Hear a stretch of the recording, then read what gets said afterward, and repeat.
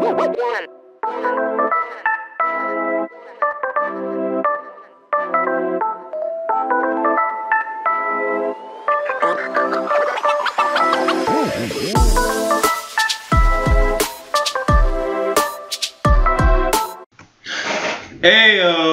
what is up, my people? How you been? How you doing? I know the week's just starting, so I can't answer how's your week been so far, but I can say how's your weekend been. Mine's pretty lit. Can't complain. Went to the Heidelberger Herbst. So, you know, it's a little bit much, but we can get into that some other time. I do a vlog of, you know, where I stay, what I do. But anyway, as always, guys, if you're new here and if you're not, welcome to my channel, the Brinks Stop, where the money drops off. I'm your host, the friendliest face in the game, the man of the hour, the boy wonder himself, K-Ka-Ching. I got a good video for you guys today. This is geared more towards newbies or no coiners, but if you're also a seasoned investor in the cryptocurrency markets, this could help you too. So before we really get down into it, of course, I'd have to give this disclaimer. So here we go. This is not financial advice. I am not your financial advisor. Anything that you do with your own money, that is your own fault. You are liable for your own decisions. Please do your own research. Do not take what I say as gospel, because this is just friendly discourse between me and my audience, simply entertainment purposes. Everything that I've done on my own research. I invest my own money. I make my own decisions, and you should too. And also, on top of that, one last thing I'd like to say, please do not put into the markets which you cannot afford to lose. So, there we go.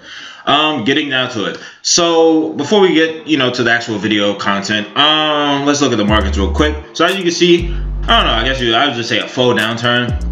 And what I mean by this is, even though everything looks extremely red, if you look at the prices aren't really that bad. So if you look at Bitcoin, like when we see red in Bitcoin, we're like, oh, back down to 6,000. Oh, is it back going to 5,500? Whatever. Bitcoin's at 6,592.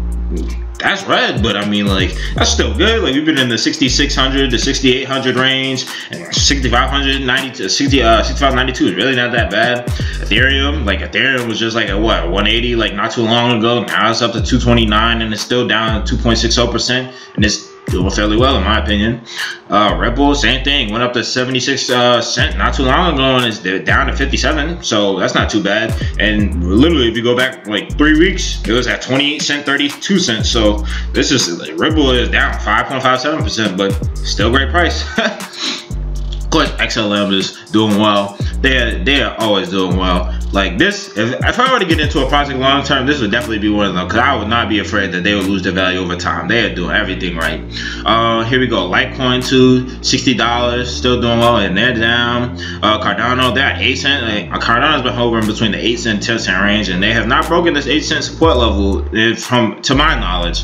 So yeah, this is still pretty good for Cardano. Neo, what are they at? $18. They were up to $21, I think, last week, but still not bad. So yeah, other than that, everything else is looking pretty good, honestly. So not too much to complain about, guys. So what I'd like to talk to you guys about today is token metrics. So token metrics are basically what you can do. This is qualitative and quantitative research and data that you can use in order to determine good projects from bad projects. It can help you differentiate between what you need to invest in and what you maybe should invest in, or what you probably should not invest in because it's too risky. So getting down to it, let's see. So we'll start with this. So when we say token metric, there's no need to get all jumbled up in your head and all that stuff. Just think, metrics are basically simply, I don't know why I said basically and simply, same thing. Metrics are basically a system or a standard of measurement for whatever you might be doing. So when we're talking about cryptocurrency, the token metrics will be a standard of measurement or a system of measurement for cryptocurrency. Now there are multiple metrics that go into token metrics, and I'm simply going over one. Well, I guess you could say technically two, but mainly one part. But there are many more, and I'll do this in a series series for you guys, so like different parts of the token metrics. But these different token metrics need to help you, again, identify the great projects. They can help you look into, okay, is this a good project because it's too risky or has too many coins, or maybe the price isn't where it needs to be. And then also on top of that, it could just help you determine, okay, what is the volume going into the market for this specific coin, or how much of a like reach or how much of an impact does this coin have on the overall market. So that's really what we're talking about in token metrics. Basically the data, the actual quantifiable data that you can use and determine, you know, anything about a coin and or a token. So that said, let's get into it.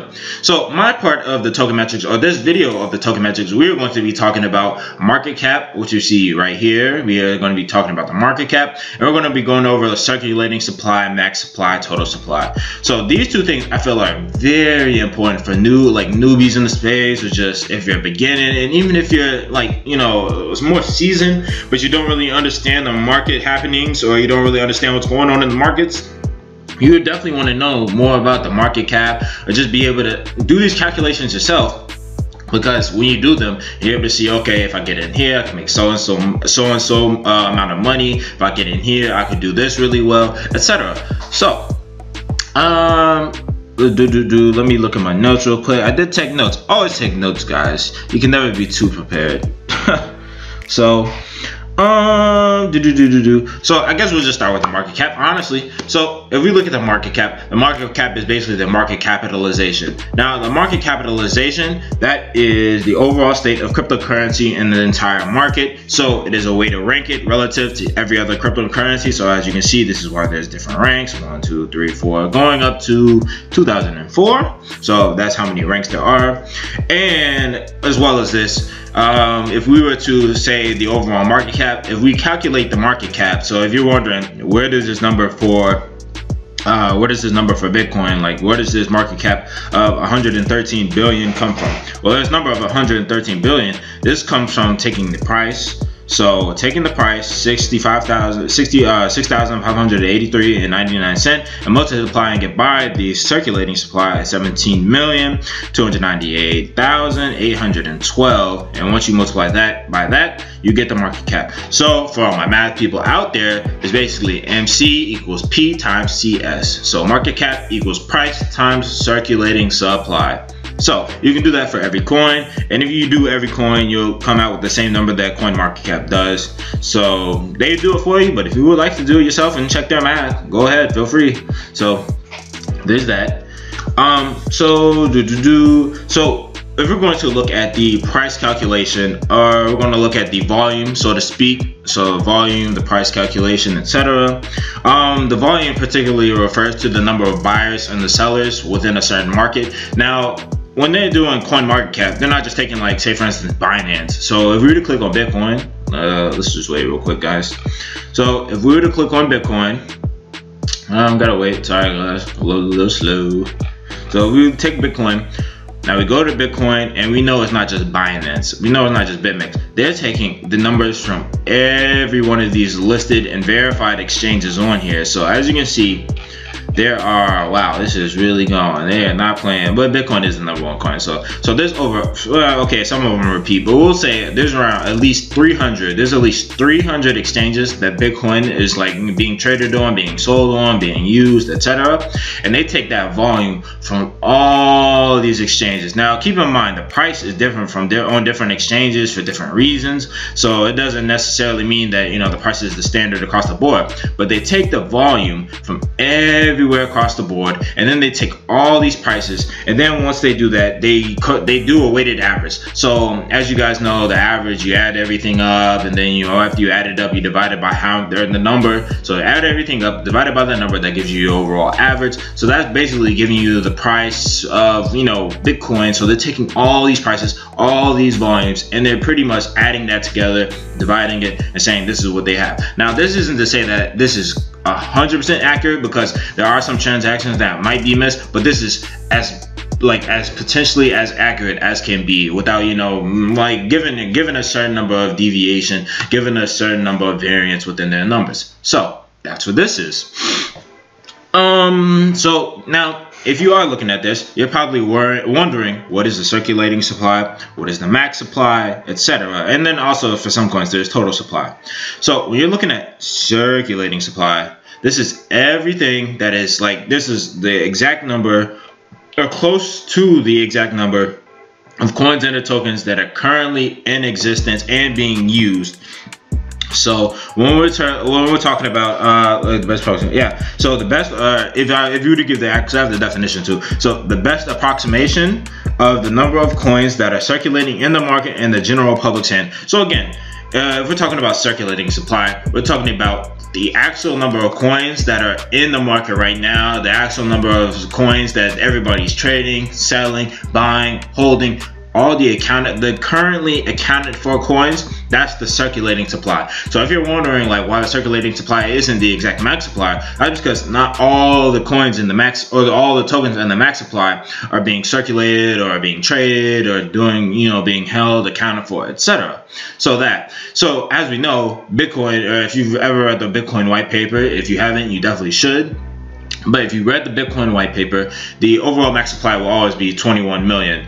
But unfortunately, as the years have gone on, Bitcoin was created in 2009, first coin ever, first cryptocurrency ever, first blockchain ever.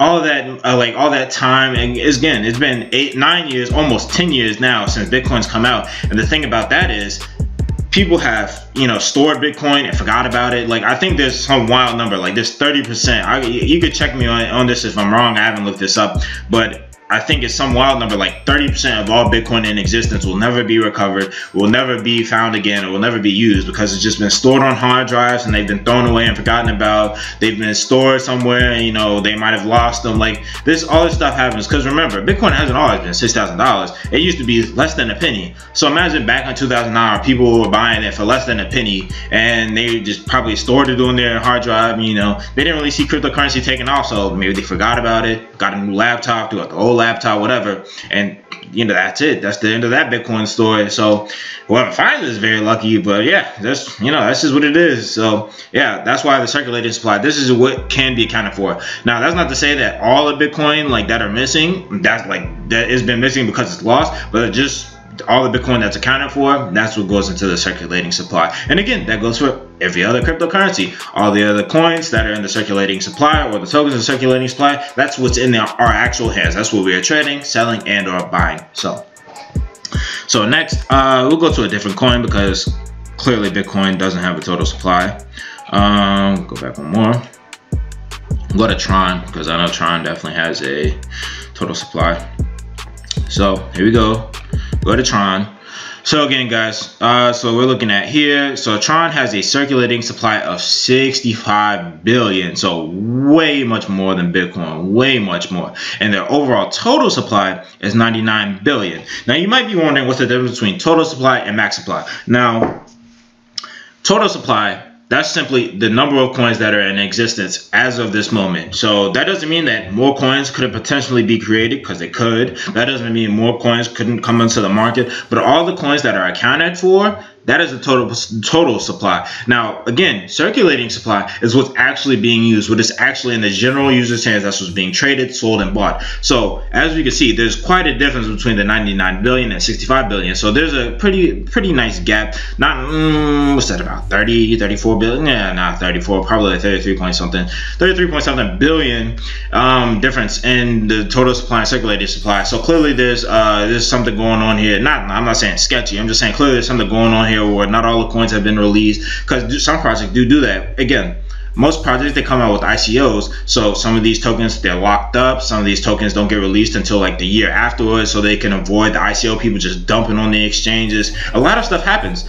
A lot of coins like that, when that happens, they're just held up. They're held up, and when they're held up, they can't be circulated, they can't be bought, they can't be sold, whatever. So they can't really count towards the overall market cap of the coin. They can't count toward the volume of the coin, and they don't go into the circulating supply because, again, these coins or these tokens, for Tron example, these are not. It's a coin now, but these coins, they are not circulating. So that is what was meant, by the total supply. That is all the number. So let's see. I think actually, if we go to not Tron, I think Tether, I know Tether is a stable token, but Tether, I think that would be a great example if I could find it. See if I can find it. Where is USDT? No way USDT's. I just put it in. Just saying. Too much work for that. So yeah, here we go. So this is a good one right here, Tether. So if we're looking at Tether, we can see that they clearly have 3 billion total supply of Tether. But again, Tether. So Tether is supposed to be backed by the US dollar. It's a stable token. We don't really need to get into all that. But the thing about Tether is when they have more people coming into the markets, when they have more people making exchanges and needing to cash out in USDT and, you know, pretty much brace themselves for bear markets, or they just want to cash out and profit without losing too much money, they go into Tether. The thing about Tether is they have to print more Tether, or they usually do print, you know, millions of dollars worth of Tether. So that said, this total supply is not the max supply, because the max supply, again, that is, there will be no change in the max supply. The max supply is the best approximation of the amount of coins that will ever exist in a lifetime of a cryptocurrency. So for Bitcoin, there will never be more than 21 million Bitcoin. So for a lot, so not a lot, but you'll see many of these tokens, they'll have a set number. They'll have a set created number of coins or tokens. And because of the algorithm, because of everything that they've created within the project, they make it so that it will never be any more than that number of tokens in the world. So you might be able to trade more, you might be able to have more released as time goes on, but at the end of the day, once, so for instance, like Bitcoin, once the 21 million is hit, there will never be any more. Or once the last Bitcoin is mined, I should say. Once the last Bitcoin is mined, that will be it. It will just be traded. It will be scarce. So that's a good thing about cryptocurrency. But yeah, that's what you should know. But for instance, for a total supply Tether, this 3 billion number, this is not the max supply that will ever exist. This is not the most Tether that will ever exist in the world. As more people come into cryptocurrency, again, less than 1% of the entire global population adopts and or uses cryptocurrency. So because of this does not mean that Tether will only have 3 billion until the end of days, or if I go into a coma and wake up in 30 years, it'll still be 3 billion 80. Like, no, that is not 80 million. That's still not what's going to happen here. Tether will continually print more. The more money that they need, the more people that need to go cash out into USDT or stable tokens, etc. So as that happens, they're going to definitely be printing more. So the total supply is just the current, like, overall supply that is ready and available. The circulating supply, again, that's what's circulating. That's what the people are actually using. So for the reason, another reason why too that these numbers could be different is because there could be a coin burn. So if we're talking about coin burns, that's when people burn coins. So say for instance Tron, they have what, 99 billion tokens. 99 billion tokens might be a little too much. So in order to get rid of some of the tokens, in order to ensure that the network is flowing smoothly, because too many tokens on such a small network, they can congest the network, make it slow, all that stuff. When they need to burn some tokens, it's basically going to free up some space on the network. It's going to be able to help the price get upward, because now you have less tokens, which means that the coins altogether are more scarce. And one last thing about the coin burn, when they're doing the coin burn, this allows, you know, people to see a coin and be like, okay, this is becoming more valuable, because this is, again, it kind of goes into the last reason why, you know, the price goes up. But it's okay, now, like, say for instance, I didn't want to invest in Tron because it was 99 billion. Now I'm seeing that they don't have that many, and they did a coin burn. So now, like, okay, well, this is definitely a more valuable project, because I know that they're going to do a coin burn. And also, coin burns usually aren't just a one and done thing. Coin burns happen repetitively. They happen over the course of months, years, etc. So there's, you know, set periods for coin burns. So that's also another good thing. So if you guys are wondering why the circulating supply and the overall, like, why the circulating supply and not like the max supply, total supply are used when calculating the market cap, again, I give you guys the reason. The circulating supply is everything that's currently being used for any cryptocurrency. So, for instance, again, Tron has billions more tokens than Bitcoin, right? But that wouldn't necessarily be, you know, relevant, or that wouldn't be, you know, I don't want to say fair, because obviously, like, that just wouldn't make sense, but that wouldn't really be, like, you know, a logical thing to do. So say for instance, Tron has 99 billion. We just looked at it. Tron has 99 billion tokens, you know, total supply, and then their circulating supply is around 65 billion. That wouldn't really make sense to, you know, make them, you know, to calculate the other 30. Actually, we just do the math real quick.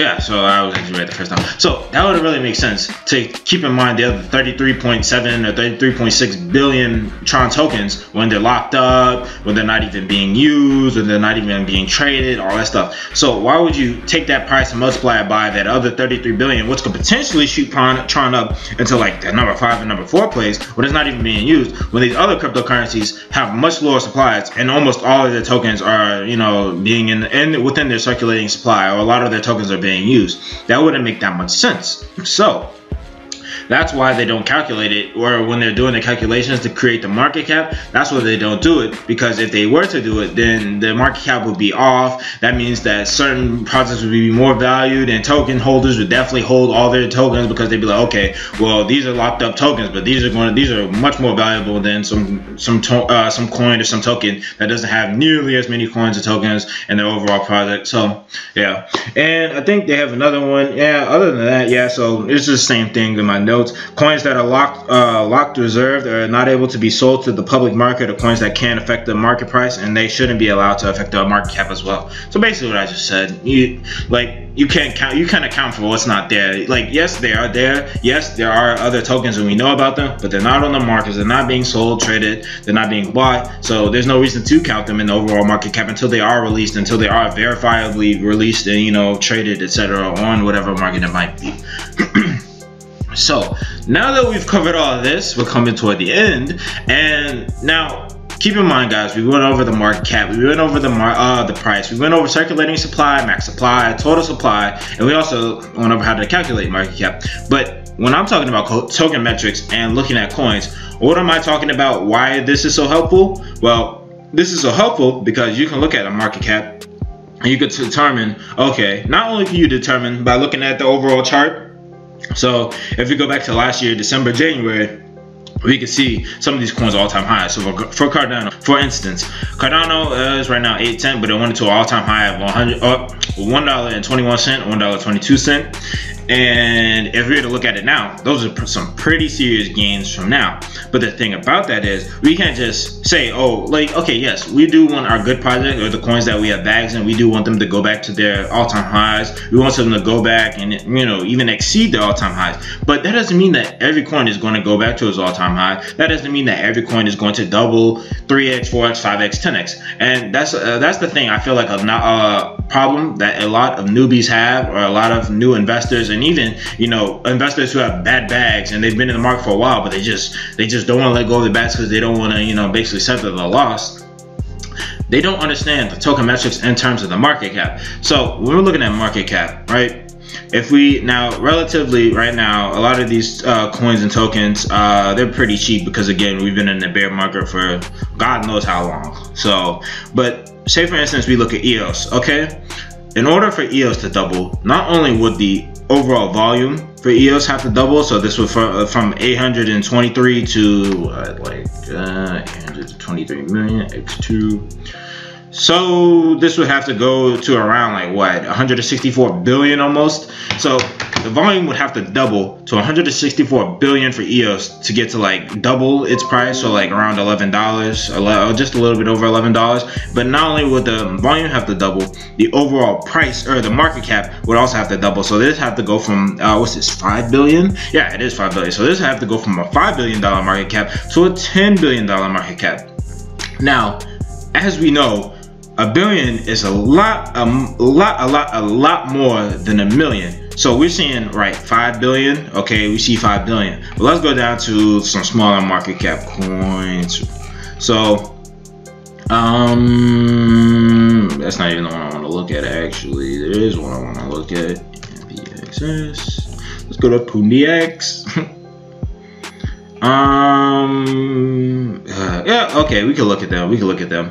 So PundiX, so we're talking about EOS with a $5 billion market cap, so they'd have to have 5 more billion injected into EOS in order for it to double. So okay, is it possible? Of course it's possible. We're not saying that over time that's not possible. It's just, what is the probability of $5 billion more dollars going into EOS than, say, we have a market cap right here for PundiX of 183 million, and it going from 0.0015 to, let's see, 0.0015. So to going to, so basically doubling, doubling in price. But what's the difference between EOS going from 5 billion to 10 billion and doubling in price to 11 or just over $11? Then from PundiX going from 0.0015 to 0.003, and then when they went to 0.003, what was that? This would go from $183 million to $366 million. So that's still not even $1 billion that went into this market cap, and this coin already doubled. So that's and then also here we have the overall volume. So imagine if the volume went from $8 million to 16 million or 17 million, in this case over 17 million, actually close to 18. But yeah, just imagine that. So I'm just saying, guys, when you're looking at projects and we're trying to figure out what coins are good projects to get into, not only are there other stuff you need to look at from the project to the team, looking at the white paper, but if we're strictly looking at these numbers, you definitely want to make sure that when you're looking at the market cap and also the volume and the circulating supply, you're not getting your hopes up. So that's also another thing too, why I brought up the supply, and I taught you guys about the supply just now. So for instance, we'll do Dogecoin because I see Dogecoin is one of the biggest. So yes, for Dogecoin, right? Dogecoin, they have a market cap of 692 billion, price 0.005, a half of a cent, and they have a volume of 18 million. So for them to double, the volume will not only have to double, also this 692 million would have to go to over $1 billion, which also is not as bad as, you know, some of the top 10 coins, because they'd have to have billions and billions of dollars to double. But the other thing too is it's much easier for for coins like say Bitcoin. It's much easier for these coins to double or triple or whatever in price, because there's such a small number of coins. So the more coins that are circulating, the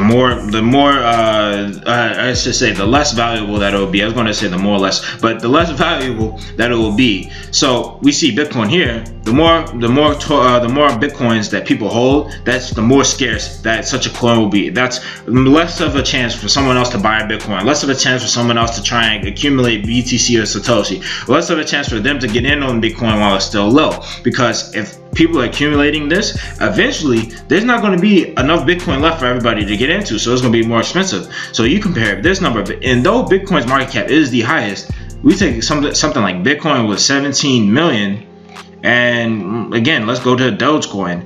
This is what 1, 2, 3, 4, 6, 7, 8, 9. This is what, a trillion almost? Yeah, this is not even a trillion, but this is like 116 billion. 116 billion Dogecoin. That's so much Dogecoin. It's like almost impossible for like everybody to hold it. And like one person in the world, every person in the world can have a Dogecoin and some. So it's just like, for this to be a scarcity, like for this to be like, you know, scarce and to be a necessity, and for the value to be like, oh, I need to hold on to it because it'll appreciate in value, that would probably never happen with Dogecoin. And there's other coins too. I think Electronium, not to bash on Electronium. Well, here we go, PundiX too. That's another one. But the other thing too is, guys, again, you have to know about your different coin. So I can't speak on Dogecoin. Never researched it.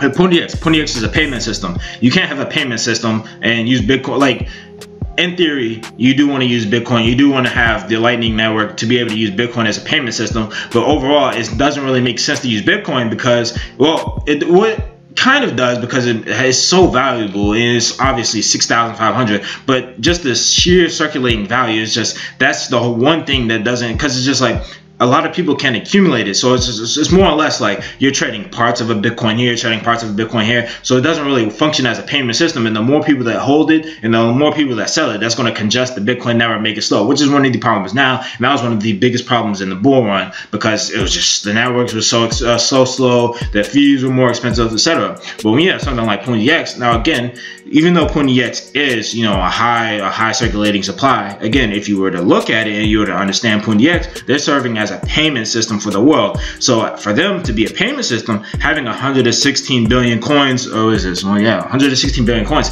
that's necessary. That's necessary for them to be able to have a payment system and pay in PundiX here, pay in PundiX there. So though the value will increase, we're not going to say it's going to increase to 6,500, but even though the value will increase, having this high circulating supply, this means that more people can pay, more people can buy, the network won't be congested as much, and it'll just be faster transactions overall. So That's it. Oh, here's Electronium. They have 8 billion. Okay, so that's not too bad. But yeah, that's basically what it is. So when you're looking at all these coins, make sure that you guys are looking at the market cap, because if you're trying to determine what projects to get into, think about, okay, well, if this project, for it to go from, say for instance, NEO, for it to go to 2.4 billion, how likely is it from it to go to 2.4 billion and what will this be, 186 million or 286 million volume?